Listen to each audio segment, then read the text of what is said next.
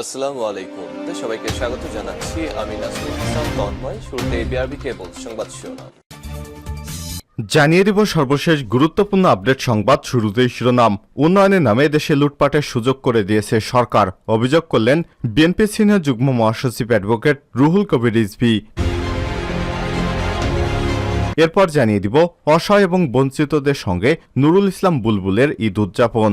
বাংলাদেশ জামাত ইসলামের কেন্দ্রীয় নির্বাহী পরিষদ সদস্য ঢাকা মহানগর দক্ষিণের আমির মোহাম্মদ নুরুল ইসলাম বুলবুল পবিত্র ঈদুল আজহা উপলক্ষে চাঁপাইনবাবগঞ্জ পৌরসভার 10 নম্বর ওয়ার্ড সহ পৌরসভা এবং সদর উপজেলার বিভিন্ন স্পটে অসচ্ছল এবং সুবিধাবঞ্চিত মানুষের মাঝে কোরবানির মাংস বিতরণ করেছেন।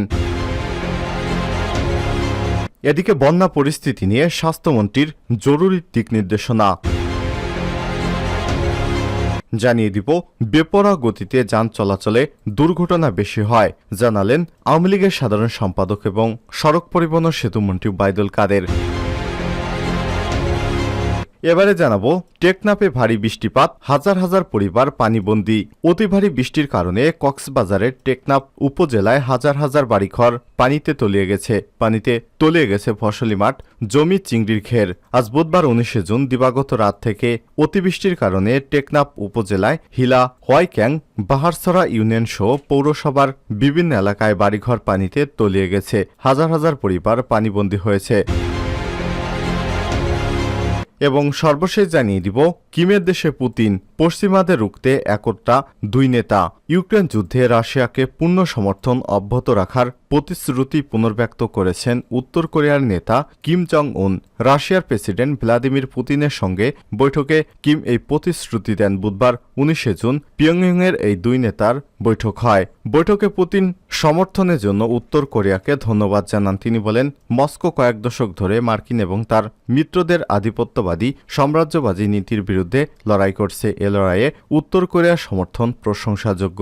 দুই দেশের সম্পর্ক আরও দৃঢ় করতে একটি চুক্তিতে সই হতে পারে। এর আগে মঙ্গলবার দিবাগত রাত 3টার দিকে পুতিন পিয়ংইয়ং পৌঁছান। উত্তর কোরিয়া তাকে বহনকারী বিমানটির পাহারায় ছিল যুদ্ধবিমান, নজরদারিতে ছিল স্থলভাগ। 24 বছর পর পুতিন উত্তর কোরিয়া সফর করলেন। প্রিয় দর্শক, এতক্ষণ শুনছিলেন সংবাদ শিরোনাম, এবারে বিস্তারিত। তবে তার আগে বন্ধুরা, আপনি কোন স্থান থেকে আমাদের সংবাদটি দেখছেন কমেন্ট করে জানিয়ে দিন এই সংবাদ সম্পর্কে আপনার মূল্যবান মতামত। প্রিয় দর্শক, আপনি যদি আমাদের চ্যানেলে নতুন হয়ে থাকেন, ভিডিওটি দেখতে দেখতে চ্যানেলটি সাবস্ক্রাইব করে রাখুন, যাতে করে আমাদের লেটেস্ট আপডেট সংবাদগুলো সবার আগে আপনার কাছে পৌঁছে যায়। এবারে বিস্তারিত। সরকার উন্নয়নের নামে লুটপাটের সুযোগ দিয়েছে রিজভী। তথাকথিত উন্নয়নের নামে প্রধানমন্ত্রী আপনি এবং আপনার পরিবারের ঘনিষ্ঠজনকে লুটপাট করার সুযোগ দিয়েছেন। তারা গরিব মানুষের জমিজমার সম্পদ দখল করছে। তাছাড়া ডামি সরকারের গণবিরোধী নীতির কারণে জ্বালানি তেল, পানি, বিদ্যুৎ সহ সব জিনিসের দাম অস্বাভাবিকভাবে বৃদ্ধি পেয়েছে বলে অভিযোগ করেছেন বিএনপির সিনিয়র যুগ্ম মহাসচিব অ্যাডভোকেট রুহুল কবির রিজভী। বুধবার 19 জুন সকালে রাজধানীর নয়াপল্টনে এক বিক্ষোভ মিছিল পরবর্তী সংক্ষিপ্ত সমাবেশে তিনি এসব কথা বলেন। রুহুল কবির রিজভী বলেন, গ্রামে বিদ্যুৎ শুধু যায় আর আসে, কখন আসে আর কখন যায় কোনো ঠিক ঠিকানা নাই। গ্রামে যারা ঈদ করতে গিয়েছিলেন তারা এসে অনেকেই বলছে যতটুকু আইপিএস এর বিদ্যুতের ব্যাকআপ দরকার সেটুকুও পায় না তারা। 15 থেকে 20 মিনিটের জন্য বিদ্যুৎ আসে, আবার চলে যায়। 2 থেকে 3 ঘন্টা পর আধা ঘন্টার জন্য বিদ্যুৎ আসে, এরপর আর খোঁজ পাওয়া যায় না। আপনারা দেখেছেন এই ঈদে ঢাকায় গ্যাসের অভাবে মানুষ রান্না করতে পারেনি, বাড়িতে মাংস নষ্ট হয়ে গেছে বিদ্যুৎ এবং গ্যাসের অভাবে। ফ্রিজ চলে না বিদ্যুতের জন্য, আর গ্যাসের জন্য জ্বলে না আগুন। যে অহংকার করে প্রধানমন্ত্রী তার উন্নয়নের কথা বলেন, সে উন্নয়ন হলো কাগজ যেমন থুতু দিয়ে জোড়া লাগানো হলে যেমন জোড়া লাগে, ঠিকই শেখ হাসিনার উন্নয়নও সেরকম, যার কারণে ধপাস করে শেখ হাসিনার উন্নয়ন পড়ে গেছে। বিএনপি চেয়ারপারসন বেগম খালেদা জিয়ার নিঃশর্ত মুক্তি এবং গ্যাস, বিদ্যুৎ ও পানির মূল্যবৃদ্ধির প্রতিবাদে বিএনপির এবং অঙ্গ সহযোগী সংগঠন কর্তৃক আয়োজিত বিক্ষোভ মিছিল শেষে প্রধান অতিথির বক্তব্যে রুহুল কবির রিজভী এসব কথা বলেন। রুহুল কবির রিজভীর নেতৃত্বে বিক্ষোভ মিছিলটি নয়াপল্টন থেকে শুরু হয়ে নাইটেঙ্গেল মোড় হয়ে আবার নয়াপল্টনে এসে শেষ হয়। এ সময় আমার মা জেলে কেন, শেখ হাসিনা জবাব চাই। গ্যাসের দাম বাড়ল কেন, শেখ হাসিনা জবাব চাই। তেলের দাম বাড়ল কেন, শেখ হাসিনা জবাব চাই। পানির দাম বাড়ল কেন, শেখ হাসিনা জবাব চাই বলে নেতাকর্মীরা স্লোগান দিতে থাকেন। রুহুল কবির রিজভী বলেন, ওয়াসার পানি নোংরা এবং কীটপতঙ্গে ভরা ময়লা পানি। 1 বছর আগে জনগণ ওয়াসার এমডিকে ঘেরাও করেছিলেন। তাকে ওয়াসার পানি খেতে দেওয়া হয়েছিল। সে ওয়াসার এমডি সেই পানি খায়নি। যে ব্যক্তি পানির দায়িত্বে, তিনি যদি এই পানি না খান তাহলে সাধারণ মানুষ কেন খাবে? এ সময় তিনি আরো বলেন, তথাকথিত উন্নয়নের নামে প্রধানমন্ত্রী আপনি আপনার পরিবার আর ঘনিষ্ঠজনকে লুটপাট করার সুযোগ দিয়েছেন। এভাবে দেশটাকে আপনি ধ্বংস করেছেন। বিক্ষোভ মিছিলে এ সময় আরও অংশ নেন বিএনপির স্বাস্থ্য বিষয়ক সম্পাদক ডাক্তার মোহাম্মদ রফিকুল ইসলাম, সহ অর্থনৈতিক সম্পাদক মাহমুদুর রহমান সুমন, তাঁতি দলের আহ্বায়ক আবুল কালাম আজাদ, মৎস্যজীবী দলের সদস্য সচিব আব্দুর রহিম, স্বেচ্ছাসেবক দলের সহসভাপতি ডাক্তার জাহিদুল কবির জাহিদ, যুবদলের সাবেক সহসভাপতি জাকির হোসেন সিদ্দিকী, ছাত্রদলের সাবেক সহসভাপতি রফিকুল ইসলাম রফিক, যুবদলের সাবেক সহসাংগঠনিক সম্পাদক কামরুজ্জামান জুয়েল সহ বিএনপি এবং অন্যান্য সংগঠনের নেতাকর্মীরা। অসহায় এবং বঞ্চিতদের সঙ্গে নুরুল ইসলাম বুলবুলের ঈদ উদযাপন।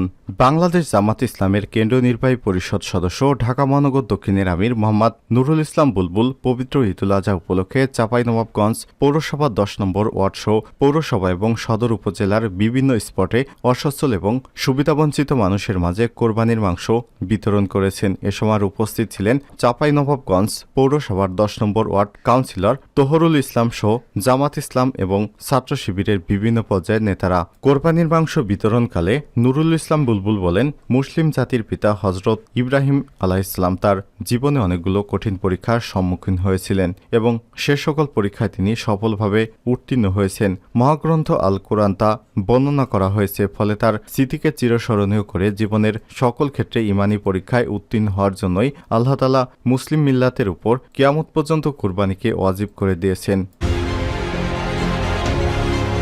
বন্যা পরিস্থিতি নিয়ে স্বাস্থ্যমন্ত্রীর জরুরি দিক নির্দেশনা।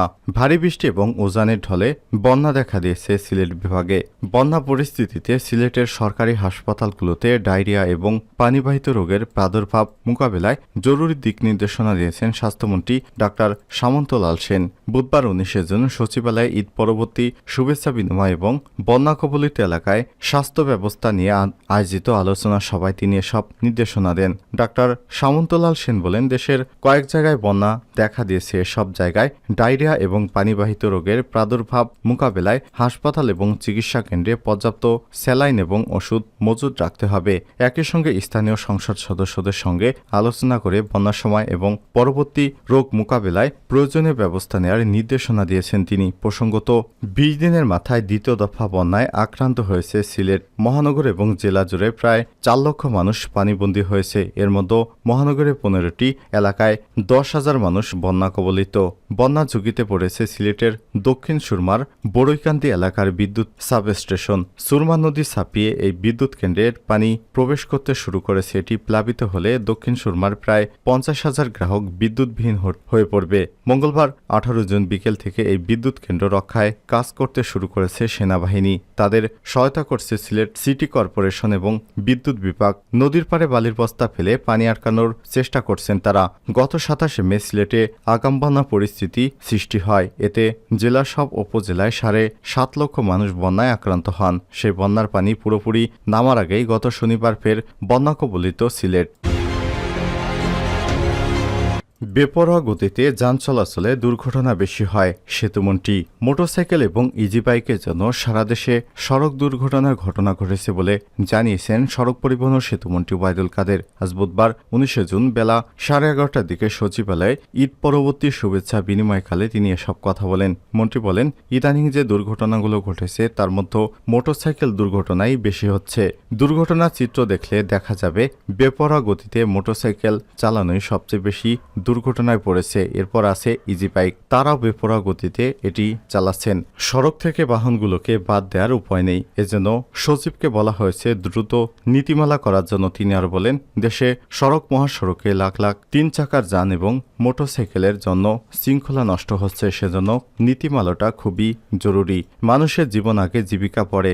জীবিকাকে রক্ষা করতে গিয়ে জীবনকে ঝুঁকিতে ফেলা হচ্ছে বলে অভিযোগ করেন কাদের। ঢাকায় যে নিয়ম চালু করা হয়েছে তাতে 98% মোটরসাইকেল চালক এবং আরোহী তাদের দুজনেরই হেলমেট থাকে।